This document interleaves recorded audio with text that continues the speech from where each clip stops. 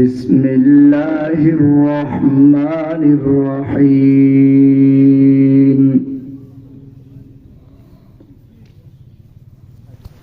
قلنا اهبطوا منها جميعا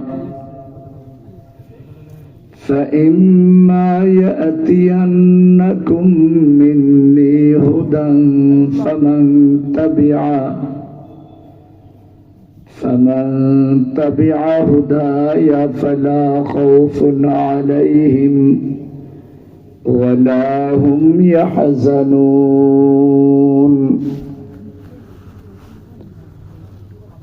وقال رسول الله صلى الله عليه وسلم لا يؤمن أحدكم حتى يكون هواه تبعا لما جئت به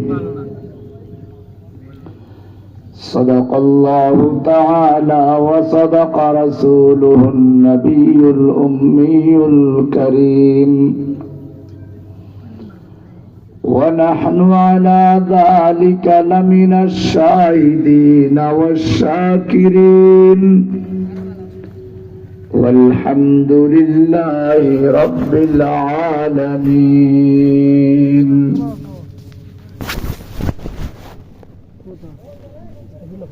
शब गुरेज़ा होगी आखिर जलवाए खुर्शीद से ये चमन मामूर होगा नगमाए तौहीद से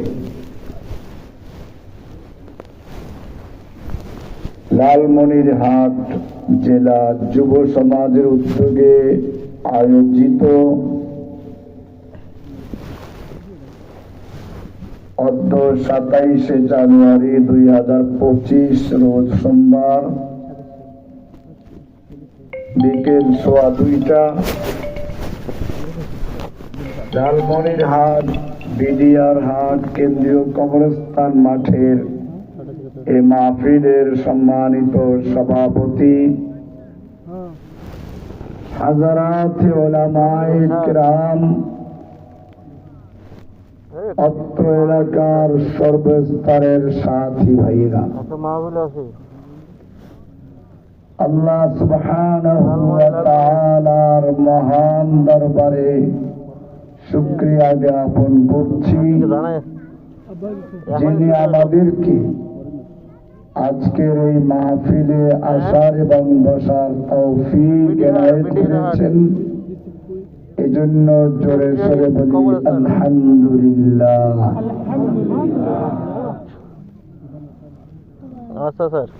আদম আলাইহিস সালাতু ওয়াস সালাম যখন জান্নাত থেকে স্ত্রী সহ পৃথিবীতে আসার জন্য আদিষ্ট হলেন, সঙ্গে ইবলিস শয়তানও আছে। আদম আলাইহিস সালাম চিন্তায় পড়ে গেলেন, যে ইবলিস আমাকে ধোঁকা দিল, আমাকে জান্নাত থেকে বের করার ব্যবস্থা করলো, সেই ইবলিস আবার আমার সঙ্গে দুনিয়ায় যাচ্ছে, সে আবার আমার সন্তানদেরকে ধোঁকা দিবে। আরো দুশ্চিন্তার কারণ হলো, আমার সন্তানের বয়স হবে 60, 70, 80, 100 বছর, ইবলিসের বয়স হবে কিয়ামত পর্যন্ত। আমার সন্তানরা যখন ইবলিসের ইবলিসি, শয়তানের শয়তানি একটু বুঝে উঠবে, অভিজ্ঞতা অর্জন করবে, তখন তার দুনিয়ার থেকে বিদায়ের মুহূর্ত চলে আসবে।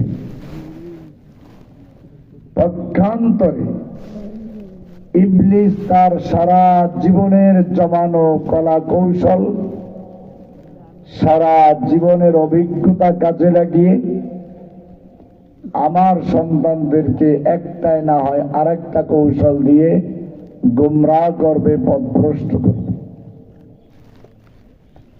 আদম আলাইহিস সালাম যখন এই চিন্তা করছিলেন,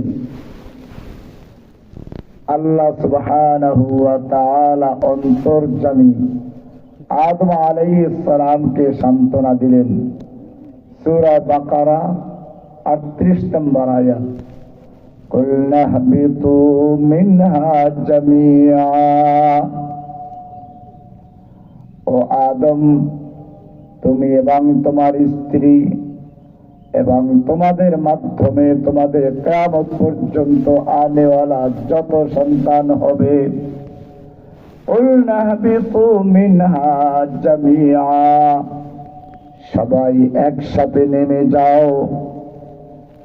কিন্তু চিন্তার কোনো কারণ নেই, শয়তান তোমাদের ধোঁকা দিবে, শয়তান তোমাদের গোমরাহ করবে, পথভ্রষ্ট করবে, এই চিন্তা করো না। কারণ فَإِمَّا يَأْتِيَنَّكُم مِّنِّي هُدًى, আমি তোমাদেরকে এমনিতে ছেড়ে দিচ্ছি না, শয়তান ইচ্ছে করলে তোমাদের গোমরাহ করবে, পথভ্রষ্ট করবে, আমি তোমাদের সেভাবে ছেড়ে দিচ্ছি না। فَإِمَّا يَأْتِيَنَّكُم مِّنِّي هُدًى, আমার পক্ষ থেকে হেদায়েত যাবে, আমার পক্ষ থেকে হুদান হেদায়েত যাবে, পথ নির্দেশিকা যাবে, রোড ম্যাপ যাবে, সংবিধান যাবে, নীতিমালা যাবে। ফামান তাবিআ হুদায়া, যেই ব্যক্তি তার ব্যক্তি জীবনে, পারিবারিক জীবনে, সামাজিক জীবনে, রাষ্ট্রীয় জীবনে, আন্তর্জাতিক জীবনে, সকল ক্ষেত্রে আমার সেই গাইড বুক মেনে চলবে, আমার রোড ম্যাপ মেনে চলবে, আমার নীতিমালা মেনে চলবে, ফালা খাউফুন আলাইহিম ওয়ালা হুম ইয়াহজানুন, তাদের কোনো ভয় নেই, তাদের কোনো চিন্তা নেই। শয়তানের শক্তি যত বড় হোক না কেন, শয়তানের কৌশল যত বড় হোক না কেন, যারা আমার নীতিমালা, আমার হেদায়েতনামা মেনে চলবে, তাদের কোনো ভয় নেই। কে বলেছেন? আল্লাহ আদম আলাইহিস সালামকে এই সান্ত্বনা দিলেন। এরপরে যুগে যুগে আল্লাহর সেই ওয়াদা অনুযায়ী আল্লাহর রোড ম্যাপ, নীতিমালা, আইন বিধান দিতে থাকলেন। সর্বশেষ হেদায়েতনামা, সর্বশেষ বিধান যাকে দিবেন, প্রধান মেহমান, শেষ মেহমান আসবে, মঞ্চটাও তো ওরকম হওয়া দরকার। ইব্রাহিম আলাইহিস সালামকে আল্লাহ বললেন, আমার প্রধান বক্তা যখন আসবে, সর্বশেষ বক্তা, তার জন্য একটা মঞ্চ তৈরি করো পৃথিবীর মাঝখানে। ইব্রাহিম আলাইহিস সালাম আল্লাহর সেই নির্দেশ মোতাবেক মঞ্চ তৈরি করছেন। وَإِذْ يَرْفَعُ إِبْرَاهِيمُ الْقَوَاعِدَ مِنَ الْبَيْتِ وَإِسْمَاعِيلُ, পিতা পুত্র মিলে খানায়ে কাবা নির্মাণ করছেন আর দোয়া করছেন, রব্বানা তাকাব্বাল মিন্না ইন্নাকা আনতাস সামিউল আলিম। রব্বুল আলামিন, আমরা তোমার জন্য খানায়ে কাবা নির্মাণ করছি, তোমার ঘর নির্মাণ করছি, মাদ্রাসা বানাচ্ছি। ও রব্বুল আলামিন, মাদ্রাসা তৈরি করলাম, কিন্তু তুমি কবুল করলা না, কোনো লাভ আছে? এজন্য প্রথম দোয়া হচ্ছে রব্বানা তাকাব্বাল মিন্না ইন্নাকা আনতাস সামিউল আলিম। যেই কোনো ইবাদত, যেই কোনো দ্বীনি কাজ করবে, প্রত্যেকটা কাজের শুরুতে প্রথমেই দোয়া করতে হবে কি? আমাদের পিতা ইব্রাহিম আলাইহিস সালাম খানায়ে কাবা নির্মাণ করার সময় আমাদের শিক্ষা দিলেন, প্রথম দোয়া হবে ربنا تقبل منا إنك أنت السميع العليم رب العالمين আমরা তোমার জন্য ঘর নির্মাণ করেছি, তোমার বাইতুল্লাহ নির্মাণ করছি, তোমার জন্য মাদ্রাসা তৈরি করছি, তোমার প্রধান মেহমান আগমন করবেন তার জন্য মঞ্চ তৈরি করছি। রব্বুল আলামিন মেহেরবানি করে তুমি আমাদের পক্ষ থেকে এটা কবুল মঞ্জুর করে নাও। প্রথম দোয়া হলো। 2 নম্বর দোয়া, ঘর কবুল হলো, কিন্তু এমন কপাল পোড়া আছে যারা মসজিদ বানায়, মাদ্রাসা বানায়, নিজেদের সন্তান নামাজও পড়ে না, মাদ্রাসায় পড়ে না। সেই জন্য দ্বিতীয় দোয়া করলেন, রব্বানা ওয়াজআলনা মুসলিমাইন লাকা ওয়া মিন যুররিয়্যাতিনা উম্মাতান মুসলিমাতান লাক। ও রব্বুল আলামিন, তোমার জন্য ঘর তৈরি করলাম, মাদ্রাসা তৈরি করলাম, তুমি মঞ্জুর করলা, কবুলও করে নিলা, ঠিক আছে, কিন্তু আমরা যারা নির্মাণ করলাম, যারা জমি দিলাম, কষ্ট করে নির্মাণ করলাম, অর্থ দিলাম, শ্রম দিলাম, এরা কবুল হলাম না, আমাদের সন্তান নামাজ পড়লো না, সন্তানরা মাদ্রাসায় পড়লো না, এমনটা যেন না হয়।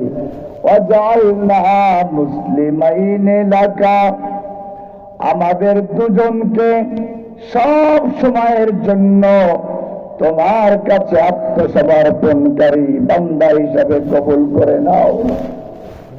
ওয়া মিন যুররিয়্যাতিনা উম্মাতাম মুসলিমাতাল লাক, আমাদের ভবিষ্যৎ প্রজন্ম যারা আসবে তারাও যেন তোমার সেই কিতাব মেনে চলে, তোমার হুকুম মেনে চলে, তোমার রোডম্যাপ মেনে চলে, এরকম প্রজন্ম তৈরি করে দাও। 2 নম্বর দোয়া শেষ হয়ে গেল। 3 নম্বর দোয়া করলেন, রব্বানা ওয়াবা'থ ফীহিম রাসূলাম মিনহুম। ও রব্বুল আলামিন, আমি তোমার জন্য মাদ্রাসা তৈরি করলাম, তোমার জন্য বাইতুল্লাহ নির্মাণ করলাম, তোমার জন্য ঘর তৈরি করলাম, কিন্তু মসজিদের যদি ভালো ইমাম না থাকে, মসজিদের যদি শিক্ষক না থাকে, মাদ্রাসার শিক্ষক না থাকে, তোমার কিতাব আসবে, কে পড়াবে, কে শিক্ষা দিবে? তুমি আমাদের সঙ্গে ওয়াদা করেছো কিতাব দিবে, হেদায়েত দিবে, সংবিধান দিবে, রোডম্যাপ দিবে, কিন্তু সেই কিতাব পড়াবার জন্য তো লোকের প্রয়োজন আছে, শিক্ষকের প্রয়োজন আছে। এই জন্য তিনি 3 নম্বর দোয়া করছেন, রব্বানা ওয়াবা'থ ফীহিম রাসূলাম মিনহুম ইয়াতলু আলাইহিম আয়াতিক। ও রব্বুল আলামিন, তুমি এই মাদ্রাসার জন্য, এই মসজিদের জন্য একজন শিক্ষক পাঠাও, রাসূল পাঠাও, ইয়াতলু আলাইহিম আয়াতিক, যিনি তোমার পাঠানো সংবিধান, তোমার পাঠানো সেই রোডম্যাপ, তোমার পাঠানো সেই কিতাবের যিনি তেলাওয়াত করে করে আমার সন্তানদের শিক্ষা দেবেন, আমার সন্তানদেরকে তেলাওয়াত শোনাবেন। বোঝা গেল কোরআন তেলাওয়াত করাও একটা সওয়াবের কাজ, ঠিক কিনা? অনেক আছে অতি উৎসাহী, বেশি বুঝে, কোরআন না বুঝে পড়লে কোনো সওয়াব নেই। এটা ভালো করে মনে রাখবেন, প্রথম কাজ হচ্ছে কোরআন তেলাওয়াত করা, এটা রাসূলের প্রথম কাজ। 2 নম্বর কাজ, ওয়ায়ুযাক্কিহিম ওয়া ইউআল্লিমুহুমুল কিতাবা ওয়াল হিকমা। এখানে ইব্রাহিম আলাইহিস সালাম দোয়ার মধ্যে একটু এলোমেলো ভাব আছে। আল্লাহ তাআলা এটা যখন কবুল করেছেন, যে আয়াত দিয়ে সেখানে ঠিক করে দেওয়া আছে যে 2 নম্বর হচ্ছে ওয়ায়ুযাক্কিহিম, কিন্তু ইব্রাহিম আলাইহিস সালাম দোয়া করেছেন এভাবে, ওয়ায়ুআল্লিমুহুমুল কিতাবা ওয়াল হিকমা। শুধু কিতাব তেলাওয়াত করলেই চলবে না, তেলাওয়াত করা যেমন একটা কাজ, এই তেলাওয়াতের সঙ্গে সঙ্গে ওয়ায়ুআল্লিমুহুমুল কিতাবা ওয়াল হিকমাতা, কিতাব ও হিকমতের তালিম দিবেন, তালিম শিক্ষা দিবেন। বোঝা গেল তেলাওয়াত করা এক জিনিস, তালিম দেওয়া আরেকটা ভিন্ন দায়িত্ব। আল্লাহর নবী যেই তালিম দিয়েছেন, যেই শিক্ষা দিয়েছেন, সেটাই হচ্ছে হাদিস।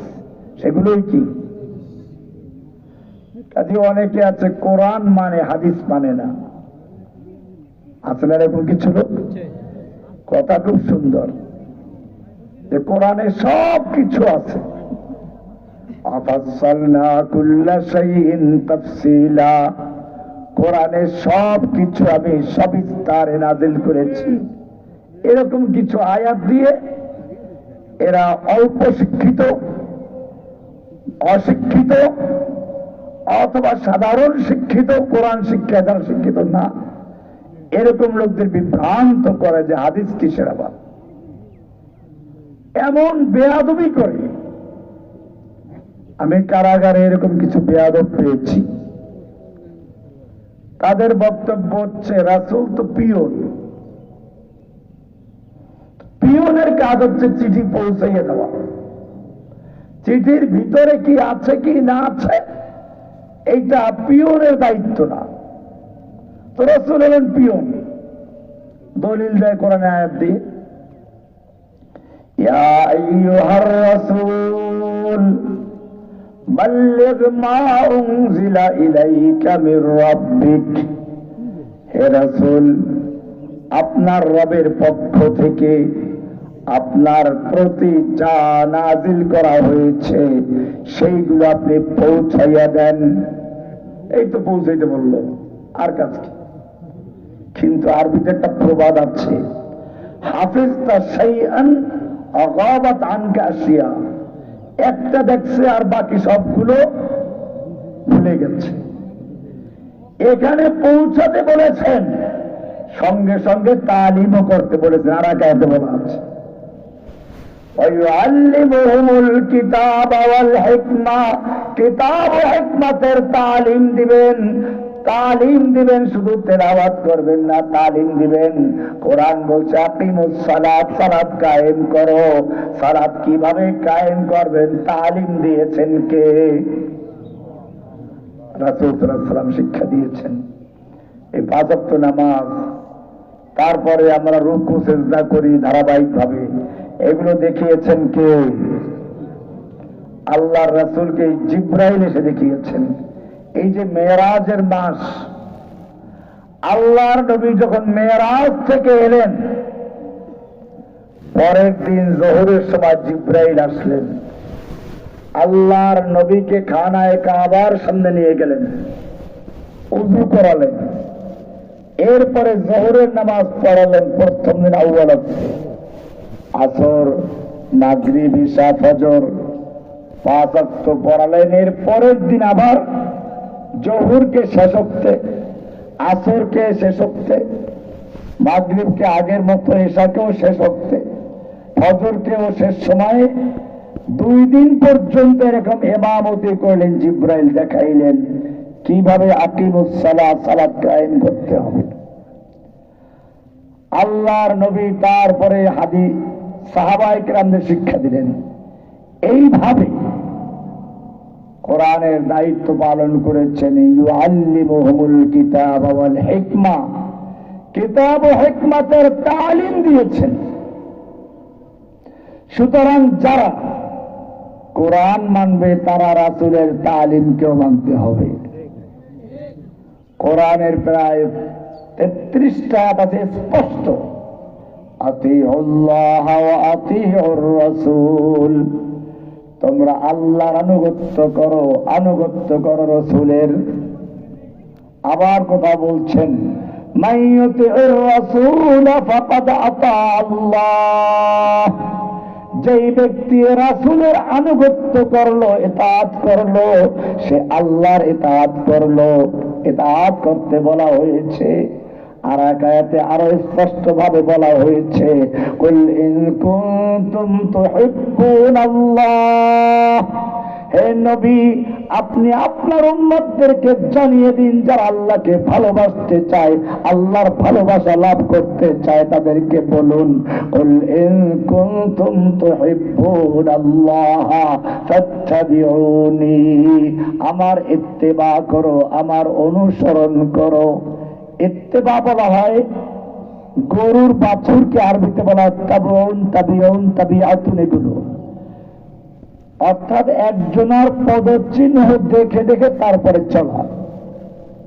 কাঁটাদার জঙ্গলে বা দুর্গম পথে মানুষ কি করে আগের ব্যক্তি যে যে জায়গায় পাও ফেলায় ওই জায়গায় পাও রেখে রেখে চলে, ওটাকে বলা হয় তাবউন। কোরআন বলছে,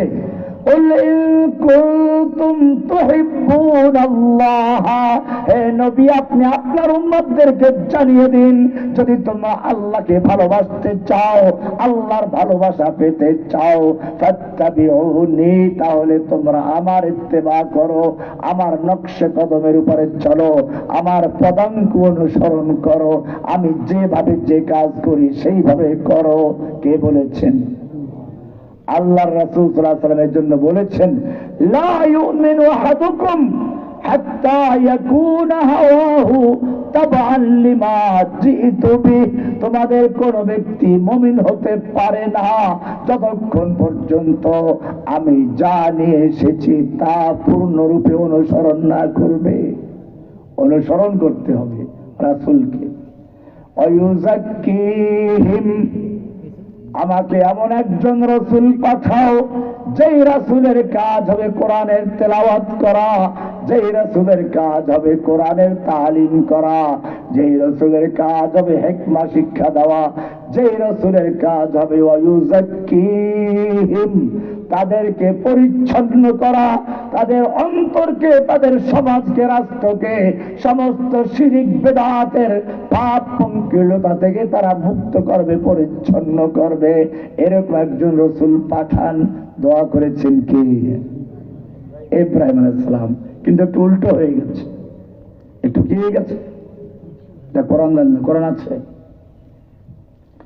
ইব্রাহিম আলাইহিস সালামের এই দোয়ার মধ্যে ইউযাক্কিহিম আগে, কিন্তু আপনারা জানেন আমি আমার বক্তব্যে প্রায় বলে থাকি, এটা একটা পুরাতন বিল্ডিং এ রং করতে গেলে মানুষ আগে কি করে?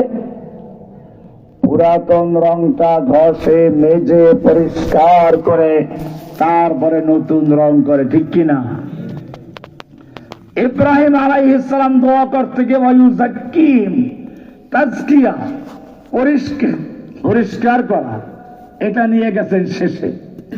আল্লাহ রাব্বুল আলামিন ইব্রাহিমের দোয়া কবুল করেছেন, কিন্তু কবুল করতে গিয়ে যে আয়াত নাযিল করেছেন সূরা জুমা এর 2 নম্বর আয়াত দেখবেন, ওখানে সুন্দরভাবে আল্লাহ বলেছেন, হুয়াল্লাযী বাআসা ফিল উম্মিয়্যিনা রাসূলান, আল্লাহ রাব্বুল আলামিন উম্মিয়িনদের ভিতরে একজন রাসূল পাঠিয়েছেন। ইব্রাহিমের দোয়া কবুল হয়ে গেছে।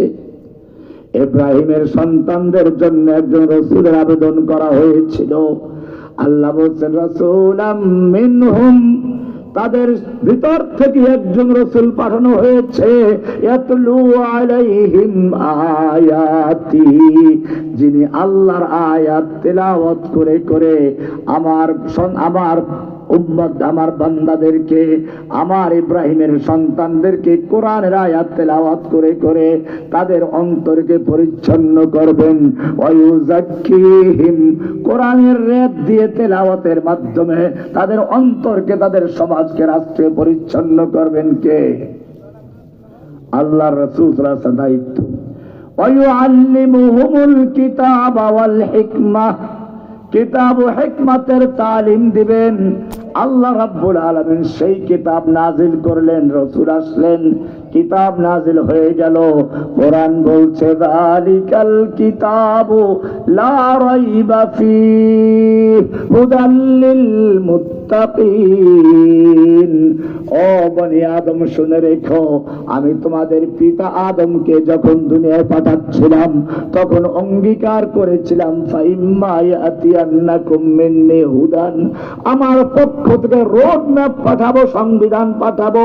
সেই সংবিধান যারা আমরা করেছিলাম, অঙ্গীকার করেছিলাম, সেই কিতাব হচ্ছে যালিকাল কিতাবু লা রাইবা ফীহি হুদাল লিল মুত্তাকিন।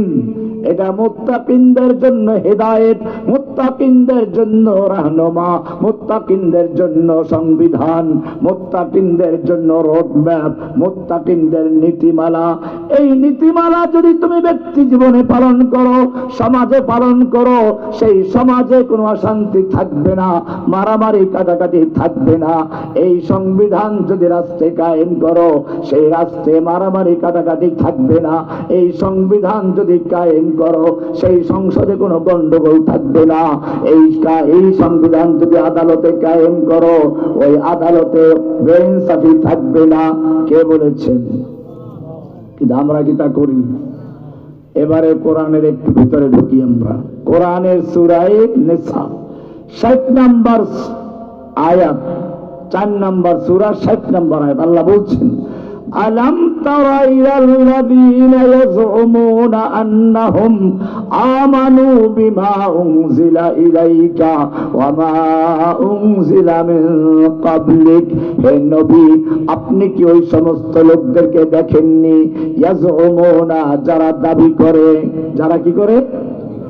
আন্নাহুম আমানু বিমা উনজিলা ইলাইকা, তারা আপনার প্রতি নাযিলকৃত কিতাবের উপর ঈমান এনেছে, কোরআনকে বিশ্বাস করে কোরআনের উপর ঈমান এনেছে। ওয়া মা উনজিলা মিন ক্বাবলিকা, আপনার পূর্বে যত কিতাব নাযিল হয়েছে সব কিতাবের উপরে তারা ঈমান আনে, এই দাবি করে। কিন্তু যখন তাদেরকে বলা হয় ঠিক আছে, তুমি যখন আসমানি কিতাবের উপর ঈমান এনেছো, কোরআনের উপর ঈমান এনেছো, এবারে কোরআনের বিচার দিয়ে আদালত চালাও, কোরআন দিয়ে রাষ্ট্র চালাও, কোরআন দিয়ে সংসদ চালাও, চালায়। ইউরিদুনা আইয়াতাহাকামু ইলাত তাগুত, যখন তাদেরকে বলা হয় আল্লাহর দেওয়া সংবিধান দিয়ে তোমার আদালত চালাও, তখন তারা আল্লাহর সংবিধানের পরিবর্তে ব্রিটিশের আইন দিয়ে আদালত চালায়। ঠিক কিনা? আল্লাহর আইন বাতিল করে সংসদে কিসের আইন তৈরি করে? আল্লাহ যে সমস্ত আইন দিয়েছেন, যেইটা ওদের আইনের সাথে সাংঘর্ষিক হয়েছে, সেইগুলোকে বাতিল করে ওরা নতুন আইন তৈরি করে। ঠিক কিনা? আল্লাহ রাব্বুল আলামিন সূরা মায়েদার 90 নম্বর আয়াতে বলেছেন ইয়া আইয়ুহাল্লাযীনা আমানু ইন্নামাল খামরু ওয়াল মাইসিরু ওয়াল আনসাবু ওয়াল আজলামু রিজসুম মিন আমালিশ শাইতানি ফাজতানিবু। হে ঈমানদারগণ, যারা কোরআন মেনেছো, কোরআনের উপর ঈমান এনেছো বলে দাবি করছো, জেনে রাখো ইন্নামাল খামরু ওয়াল মাইসির, নিশ্চয় মদ এবং জুয়া, ইন্নামাল খামরু ওয়াল মাইসিরু ওয়াল আনসাবু, আর ওই যে তোমরা মূর্তির বেদি স্থাপন করো স্কুলের সামনে, রাস্তার মোড়ে মোড়ে, আনসাব ওয়াল আজলাম, এবং যত রকমের লটারি ভাগ্য নির্ণয়ের জন্য যে লটারি গুলো তোমরা ছাড়ো, এই সবগুলো হচ্ছে রিজসুম মিন আমালিশ শাইতান, শয়তানের কাজ, নাপাক কাজ, শয়তানের কাজ। কে বলেছেন? এই মদ এবং জুয়া কেন আল্লাহ হারাম করেছেন? সূরা মায়েদার 91 নম্বরে আল্লাহ তাআলা তার কারণ ব্যাখ্যা করেছেন ইন্নামা ইউরিদুশ শাইতানু আইয়ুকিআ বাইনাকুমুল আদাওয়াতা ওয়াল বাগদাআ ফিল খামরি ওয়াল মাইসিরি ওয়া ইয়াসুদ্দাকুম আন যিকরিল্লাহি ওয়া আনিস সালাহ। এই মদ এবং জুয়া আল্লাহ হারাম করেছেন, কারণ এই মদ জুয়ার মাধ্যমে শয়তান তোমাদের পরস্পরে ঘৃণা ছড়াবে, শত্রুতা ছড়াবে, তোমাদের সমাজে বিশৃঙ্খলা সৃষ্টি করবে। মুসলিমদের যে আল্লাহ রাব্বুল আলামিন সামাজিক একটা ঐক্যবদ্ধ থাকার ব্যবস্থা করে দিয়েছেন, ইন্নামাল মুমিনুনা ইখওয়া, মুমিনরা পরস্পরে ভাই ভাই, সেই সমাজ ব্যবস্থাকে ভেঙে দিয়ে পরস্পরে ঘৃণা তৈরি করে দেওয়া, শত্রুতা তৈরি করা দেওয়ার জন্য শয়তান মদ এবং জুয়ার প্রচলন করবে। আর কি করবে? ওয়ায়াসুদ্দাকুম আন যিকরিল্লাহ। একদিকে মদ এবং জুয়ার মাধ্যমে সামাজিক বিশৃঙ্খলা সৃষ্টি করবে, অশান্তি সৃষ্টি করবে, সমাজে মারামারি, খুনাখুনি, ধর্ষণের ব্যবস্থা করবে। আর একটা কাজ করবে, ওয়ায়াসুদ্দাকুম আন যিকরিল্লাহ। তোমাদের যে অন্তর পরিচ্ছন্ন করবে কোরআন দিয়ে, তোমাদের অন্তরটাকে সে ময়লা করবে, আল্লাহর জিকির থেকে তোমাদের গাফেল করবে। বলে জিকির থেকে গাফেল করলে সমস্যাটা কি? কোরআনের আয়াত অত্যন্ত তাৎপর্যপূর্ণ। একটা হচ্ছে সামাজিক অশান্তি তৈরি করা, আর একটা হলো ব্যক্তি জীবনে অশান্তি সৃষ্টি করা। কেমনে জানেন? কোরআনের একটা আয়াত ভালো করে একটু চিন্তা করুন। আল্লাহ বলছেন, আলা বিযিকরিল্লাহি তাতমাইন্নুল কুলুব। আলা বিযিকরিল্লাহি তাতমাইন্নু আল কুলুব। কুলুব কলবের বহুবচন। কলব মানে কি? কলব মানে হলো পোল্ট্রি মাছ। কলব মানে কি?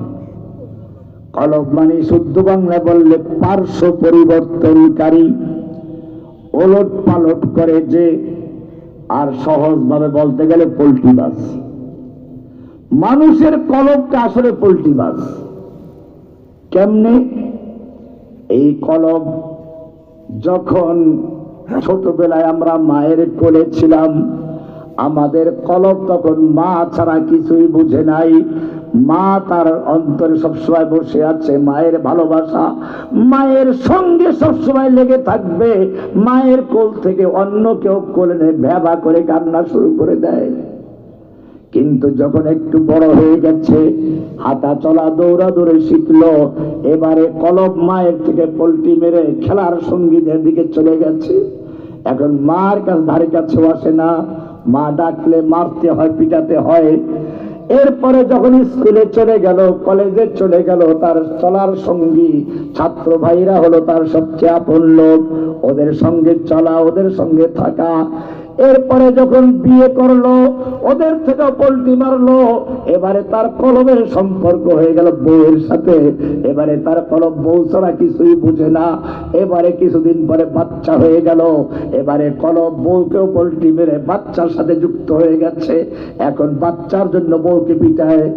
এভাবে যখন আস্তে আস্তে বাচ্চাও বড় হয়ে গেল, এ লোকটাও বুড়ো হয়ে গেছে, তার নাতি হয়ে গেছে। এবারে দাদা নাতি নিয়ে থাকে, দাদার কলবের সম্পর্ক নাতির সঙ্গে হয়ে গেছে, পোল্টি মারতেই থাকে। এক পর্যায়ে নাতিও বড় হয়ে গেছে, এখন দাদা বিছানায় পড়ে গেছে, দাদার কাছে বউ নাই, নাতি নাই, ছেলে নাই, কেউ নাই। এখন একা একা চিন্তা করে, হায় রে, আমার এই কলবের সম্পর্ক তো আর কারোর সাথেই নেই। এবারে আল্লাহ বলছেন, আলা বিযিকরিল্লাহি তাতমাইন্নুল কুলুব। ও মুমিন, যদি সত্যিকার অর্থে তোমার এই পোল্ট্রি বাস, এই পার্শ্ব পরিবর্তনকারী কলবের স্থায়িত্ব চাও, স্থিরতা চাও, তাতমাইন্নু স্থির হওয়া, ইতমিনান স্থির থাকা, কলব মানে অশান্ত, পার্শ্ব পরিবর্তনকারী পোল্ট্রি বাস। পার্শ্ব পরিবর্তনকারী বারবার যে পার্শ্ব পরিবর্তন করেছে, এই কলবকে যদি স্থির করতে চাও, আলা বিযিকরিল্লাহ, আল্লাহর জিকিরের মাধ্যমে কেবল তোমার অস্থির কলবের প্রশান্তি আসতে পারে। আয়াতটা কি বুঝতে পারছি? কে জানে? কঠিন বিষয়। আলা বিযিকরিল্লাহি তাতমাইন্নুল কুলুব। অশান্ত মন, পার্শ্ব পরিবর্তনকারী কলব যদি স্থির করতে চাও, আলা বিযিকরিল্লাহ, জিকিরের মাধ্যমে সেই পার্শ্ব পরিবর্তনকারী কলব স্থির হতে পারে। আল্লাহ তাআলা সেটাই বলছেন মদ এবং জুয়ার মাধ্যমে।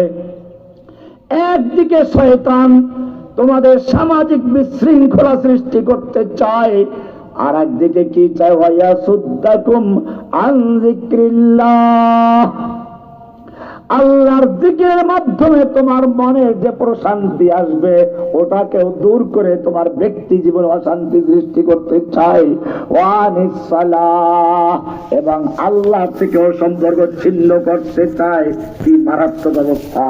ওয়ায়াসুদ্দাকুম আন যিকরিল্লাহি ওয়া আনিস সালাহ, কারণ সালাতের মাধ্যমে বান্দা যখন সালাতে দাঁড়িয়ে যায়, ইউনাজি রাব্বাহু, তার রবের সঙ্গে সে কানাকানি করে, কথা বলে, মুনাজাত করে। কার সঙ্গে? মদ এবং জুয়ার মাধ্যমে এই সমাজে অশান্তি সৃষ্টি করতে চায়। এই কারণে মদ জুয়া হারাম করেছেন কে? আমাদের সমাজে আল্লাহ বললেন, ফামান তাবিআ হুদায়া, আমার এই হেদায়েত নামা, আমার এই সেই সংবিধান যদি বাস্তবায়ন করতে পারো, ফালা খাউফুন আলাইহিম, ওই সমাজে কোনো বিশৃঙ্খলা থাকবে না, ওই সমাজে কোনো ভয়ভীতি থাকবে না। কে বলেছেন? কিন্তু আমাদের সমাজ কি করলো? আল্লাহর হারামকৃত মদের লাইসেন্স দিয়ে হালাল করে দেয়। মদের দোকানের লাইসেন্স আছে না? মদ খাওয়ার লাইসেন্স আছে না? আল্লাহর হারামকৃত মদের লাইসেন্স দিয়ে যারা হালাল করে দেয় তাদের অবস্থা কি? সুদ ইসলামে হালাল না হারাম?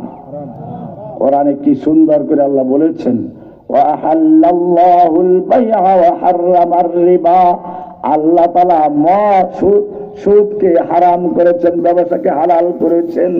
এরপরে আল্লাহ বলছেন, ইয়া আইয়ুহাল্লাযীনা আমানুত্তাকুল্লাহ, হে ঈমানদারগণ, সূরা বাকারা 278 নম্বর আয়াত। ইয়া আইয়ুহাল্লাযীনা আমানুত্তাকুল্লাহ, হে ঈমানদারগণ, যারা আল্লাহকে ঈমান এনেছো, আল্লাহর কোরআন বিশ্বাস করেছো বলে দাবি করছো, ইত্তাকুল্লাহ, আল্লাহকে ভয় করো, ওয়াদারু মা বাকিয়া মিনার রিবা, তোমাদের যত পাওনা সুদ আছে সমস্ত সুদ বর্জন করে দাও। ইন কুনতুম মুমিনিন, যদি সত্যিকার মুমিন হয়ে থাকো তোমাদের সব পাওনা সুদ বর্জন করে দাও।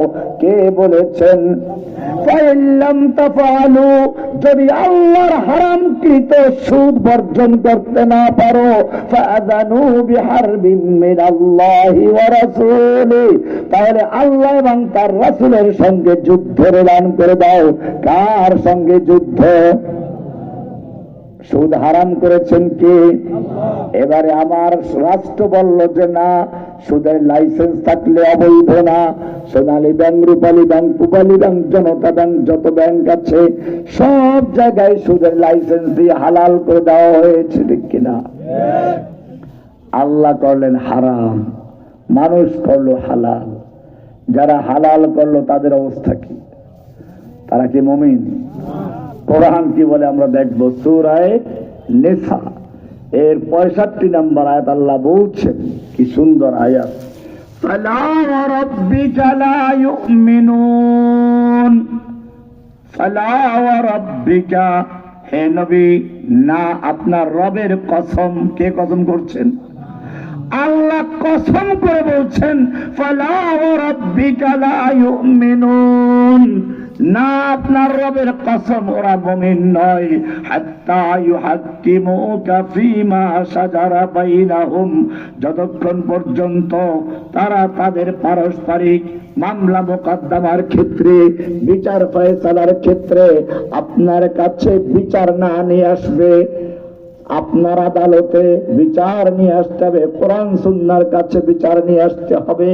সুম্মা লা ইয়াজিদু ফি আনফুসিহিম হারাজাম মিম্মা কাদাইত, আর শুধু বিচার মানলেই চলবে না, আপনি কোরআনের মাধ্যমে, রাসূলের সুন্নাহর মাধ্যমে যেই বিচার করবেন, যেই নীতিমালা দিবেন, যেই সিদ্ধান্ত দিবেন, এই ব্যাপারে তাদের মনে কোনো সংশয় থাকবে না। কেন আল্লাহ পর্দার বিধান দিলেন, এরকম কেন থাকবে না? কেন আল্লাহ নারীদেরকে অর্ধেক সম্পত্তি দিলেন? সম্পত্তি অর্ধেক দিয়েছেন কে? সূরা নিসার 11 নম্বরে স্পষ্ট বলেছেন, ইউসিকুমুল্লাহু ফি আওলাদিকুম লিযযাকারি মিসলু হাযিল উনসায়াইন। আল্লাহ তাআলা তোমাদেরকে ওসিয়ত করছেন, হুকুম দিচ্ছেন, একজন পুরুষ দুইজন নারীর সমান সম্পত্তি পাবে। কে বলেছেন? এবারে তোমার যদি মনে সংশয় থাকে কেন আল্লাহ এটা করলেন, তুমি মুমিন হতে পারবে না। কোরআন বলছে, ফালা ওয়া রাব্বিকা লা ইউমিনুন হাত্তা ইউহাক্কিমুকা ফীমা শাজারা বাইনাহুম। তাদের পারস্পরিক মামলা মোকদ্দমার ক্ষেত্রে আপনার কাছে বিচার ফয়সালার জন্য না আসবে, কোরআন সুন্নাহর বিচার ফয়সালার কাছে না আসবে, সুম্মা লা ইয়াজিদু ফি আনফুসিহিম হারাজাম মিম্মা কাদাইতা। অথবা আপনি যেই সিদ্ধান্ত দিবেন, আপনি যেই বিচার করবেন, কোরআন সুন্নাহ যেই সিদ্ধান্ত দিবে, এই ব্যাপারে তাদের মনের মধ্যে কোনো সংশয় থাকবে না। ওয়ায়ুসাল্লিমু তাসলিমা, সম্পূর্ণরূপে আল্লাহর হুকুম মেনে নিবে। না নেওয়া পর্যন্ত আল্লাহ বলছেন, ফালা ওয়া রাব্বিকা লা ইউমিনুন, ওরা মুমিন হতে পারে না। কে বলেছেন? আমরা কি কোরআনের হুকুম মানতে পেরেছি? আমাদের বড় দুঃখ লাগে। আচ্ছা, জিনা করা কবিরা গুনাহ না শিরকি গুনাহ? যদি হারাম মনে করে, জিনা করা হারাম বিশ্বাস করে, আল্লাহ বিশ্বাস করে, হারাম সেটাও মানে, শয়তানের ধোঁকায় পড়ে এক যুবক জিনা করেছে, এটা হারাম না শিরক? কবিরা গুনাহ না শিরকি গুনাহ? কবিরা গুনাহ, ভালো করে বুঝুন। কবিরা গুনাহ করলে কি কাফের হয়ে যায়? কাফের হয়। কবিরা গুনাহ যদি কেউ হালাল মনে না করে তাহলে কি হয় না? ওটা খাওয়ারেজদের আকীদা। কবিরা গুনাহ করলে কাফের হয়ে যায়, এটা খারিজদের আকীদা, আহলুস সুন্নাহর না। কবিরা গুনাহ করলে গুনাহ করছে, তওবা করলে মাফ হবে, তওবা না করলে শাস্তি হবে। আল্লাহ চাইলে মাফ করে দিতে পারবেন যদি শিরকি গুনাহ না হয়। শিরকের গুনাহ সম্পর্কে আল্লাহ বলছেন, ইন্নাল্লাহা লা ইয়াগফিরু আন ইউশরাকা বিহি ওয়া ইয়াগফিরু মা দুনা যালিকা লিমান ইয়াশা। আল্লাহ শিরকের গুনাহ তওবা না করে মারা গেলে নিজের গুণে, নিজ গুণে আল্লাহ ক্ষমা করবেন না। কে বলেছেন? সূরা নিসার 48 নম্বর আয়াত, ওয়া ইয়াগফিরু মা দুনা যালিকা লিমান ইয়াশা। এছাড়া যত গুনাহ আছে, চুরি বলো, ডাকাতি বলো, ছিনতাই বলো, খুন বলো, ধর্ষণ বলো, সব আল্লাহ চাইলে যদি শিরক না থাকে ক্ষমা করতেও। আরো সুন্দর আয়াত, আল্লাহ বলছেন, ইন্নাহু মান ইউশরিক বিল্লাহি ফাকাদ হারামাল্লাহু আলাইহিল জান্নাহ।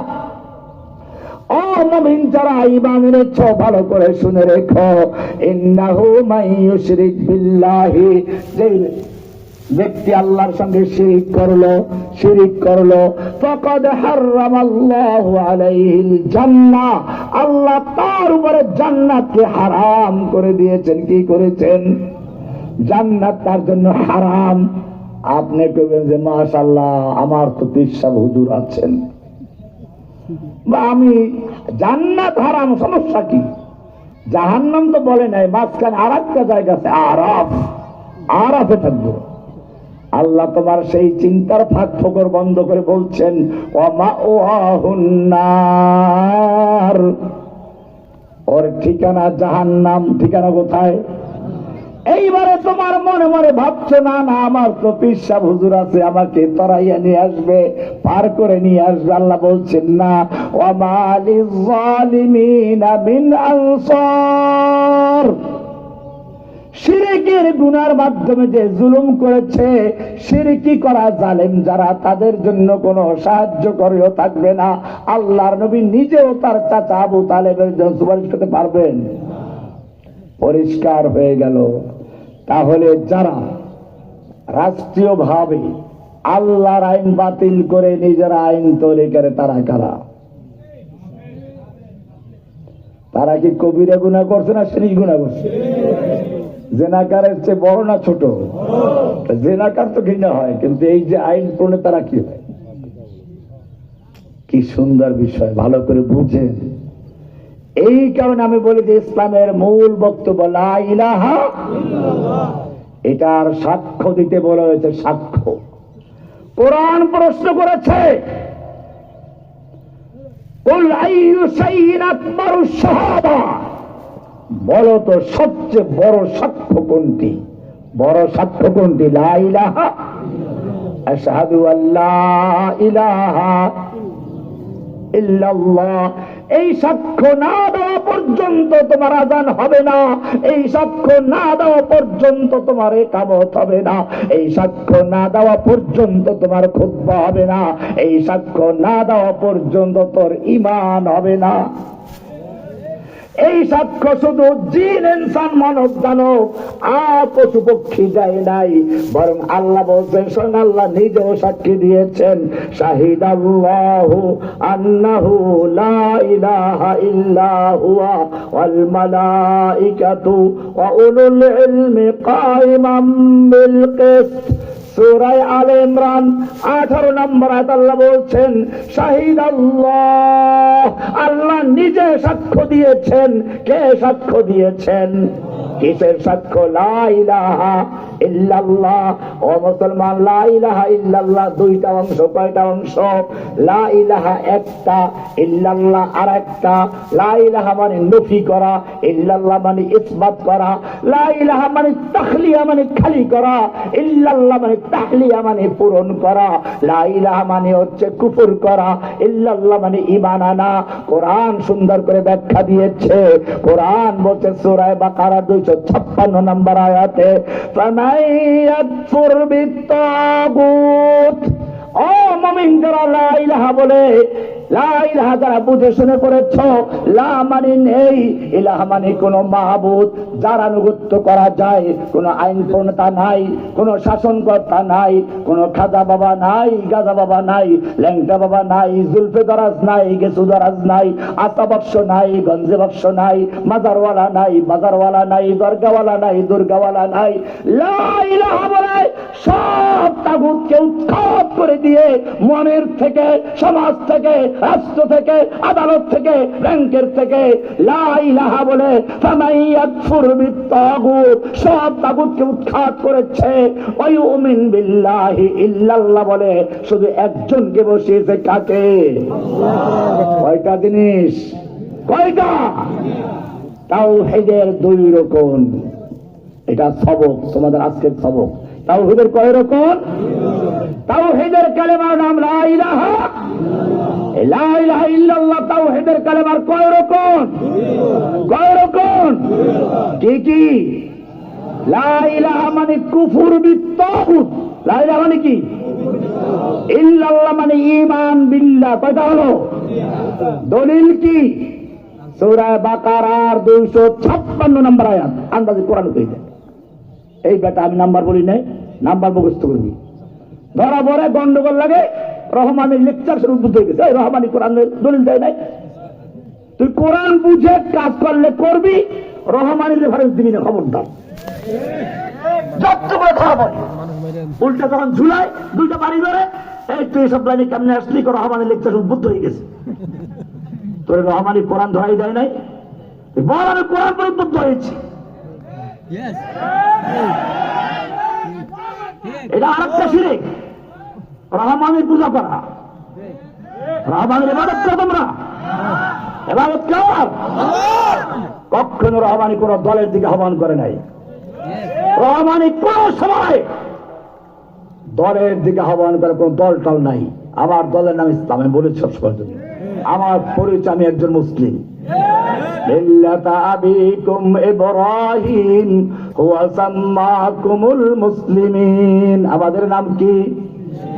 এই নামে পরিচয় দিতে বলা হয়েছে। কোরআন বলছে, ওমান আহসানু কাওলাম মিম্মান দাআ ইলাল্লাহি ওয়া আমিলা সালিহা ওয়া ক্বালা ইন্নানি মিনাল মুসলিমিন। যে ব্যক্তি মানুষকে দাওয়াত দেয়, ওমান আহসানু ক্বালাম মিম্মান দাআ ইলাল্লাহ, দাওয়াত দেয় কার দিকে? ওয়া আমিলা সালিহান, নিজে নেক আমল করে, ওয়া ক্বালা, এবং পরিচয় দেয় আমি অমুক দলের লোক নাকি, ওয়া ক্বালা ইন্নানি মিনাল মুসলিমিন, আমি একজন মুসলিম। এরপরে আল্লাহ বলছেন এই মুসলিম নাম নিয়ে মরো, কি করো? ইয়া আইয়ুহাল্লাযীনা আমানুত্তাকুল্লাহা হাক্কা তুকাতিহি ওয়া লা তামুতুন্না ইল্লা ওয়া আনতুম মুসলিমুন, মুসলিম হয়ে মরো। এরপরে আল্লাহ আরো কি সুন্দর বলছেন, মা কানা ইব্রাহিমু ইহুদিয়্যান ওয়ালা নাসরানিয়ান ওয়ালাকিন কানা হানিফাম মুসলিমা। তোর বাবা ইব্রাহিম আলাইহিস সালাম ইহুদিও ছিল না, খ্রিস্টান ছিল না, ওয়ালাকিন কানা হানিফাম মুসলিমা, পিওর মুসলিম ছিলেন। কি ছিলেন? এরপরে আরো বলছেন শুধু ওনারা মুসলিম ছিলেন তা না, ওনারা ওসিয়ত করেছেন সন্তানদেরকে, তোমরাও তোমাদের সন্তান ওসিয়ত করবে। ওয়াসা বিহা ইব্রাহিম বানিহি ওয়া ইয়াকুব ইয়া বানি ইন্নাল্লাহ আসতাফা লাকুমুদ-দ্বীন ফালা তামুতুন্না ইল্লা ওয়া আনতুম মুসলিমুন। ইব্রাহিম এবং ইয়াকুব তারা তাদের সন্তানদেরকে ওসিয়ত করেছেন, ও আমার সন্তানরা ভালো করে শুনে রেখো, আল্লাহ তোমাদের জন্য একটা দ্বীন নির্বাচন করেছেন, দিন পছন্দ করেছেন, সেই দিনের নাম কি? ফালা তামুতুন্না ইল্লা ওয়া আনতুম মুসলিমুন। সেই মুসলিম না হয়ে মৃত্যুবরণ করো না। মৃত্যুর পরে তোমাকে কবরস্থানে গেলেও জিজ্ঞেস করা হবে তুমি কি ধর্মনিরপেক্ষ ছিলা? আমা দীনুকা, পরিষ্কার ইসলামের মূল কালেমা লা ইলাহা ইল্লাল্লাহ। আমি বলেছি লা ইলাহার কয়টা অংশ?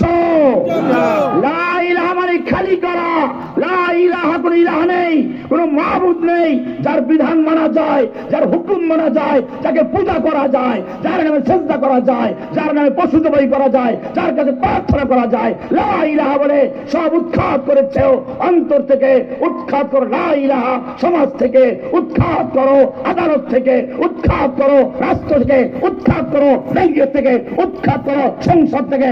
লা ইলাহা, কারো হুকুম চলবে না, ইল্লাল্লাহ, শুধু হুকুম চলবে কার? খালাস খালাস, সময় নেই আমার, তাই তুমি এখন যাবো রংপুর, ওখান থেকে ঢাকা গিয়ে মাহফিল করতে।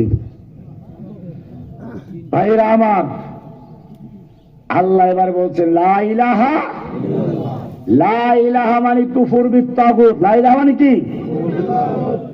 কোন সূরাতে আছে? বাকারা কয় নম্বর আয়াত?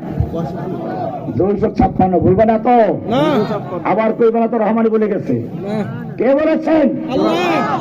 লা ইলাহা মানে কুফর বিত তাগুত, ইল্লাল্লাহ মানে ঈমান বিল্লাহ। কয়টা হলো? একটা শক্ত ডাল ধরে ঝুলতে চাইলে কয় হাতে ধরতে হয়? এক হাতে ধরলে ঝোলা যাবে, ছুটে পড়বে। আবার ডালটা যদি মজবুত না হয়, এইবার আয়াতটা বুঝো ভালো করে। আয়াত তো বুঝো না, তাফসীর শোনো কেবল। কোরআন তাফসীর মাহফিলে কোরআন থাকে না, বুঝো না কেমন তাফসীর চলে। কোরআন বলছে সামাইয়াকফুর বিত তাগুত, লা ইলাহা বলে যে ব্যক্তি সব তাগুতকে উৎখাত করে দিল, ইল্লাল্লাহ বলে আল্লাহকে মানলো, কয় হাত হলো? এবারে কোরআন বলছে, আলেমরা বুঝবে, ফাকাদ ইসতামসাকা, ইস্তেফাল থেকে মাসাকা বলেন নাই, ফাকাদ ইসতামসাকা বিল উরওয়াতিল উসকা।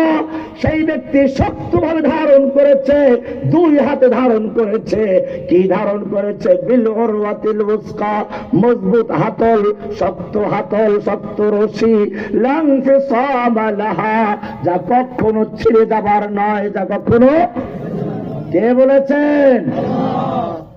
এটা কোন হাতল ধরতে যা ছিড়বে না? দুনিয়ার কোন শক্তি তোমাকে ঝড় তুফান প্লাবন বিচ্ছিন্ন করতে পারবে না, কারণ তুমি কি ধরেছ? শক্ত হাতল। শক্ত হাতলটা কি ওরা কোরআনে আছে? বলতে গেলে অনেক সময় প্রয়োজন। কোরআন বলছে, আলাম তারা কাইফা দারাবাল্লাহু মাসালান কালিমাতান তাইয়িবাতান কাশাজারাতিন তাইয়িবা। ও মুসলমান, তুমি কি দেখো না লা ইলাহা বলে কালিমা পড়ছো, এটা কি জিনিস থাকে জানো? মাসালান কালিমাতান তাইয়িবা, কালিমায়ে তাইয়িবার মিসাল দিচ্ছেন, উদাহরণ দিচ্ছেন কে?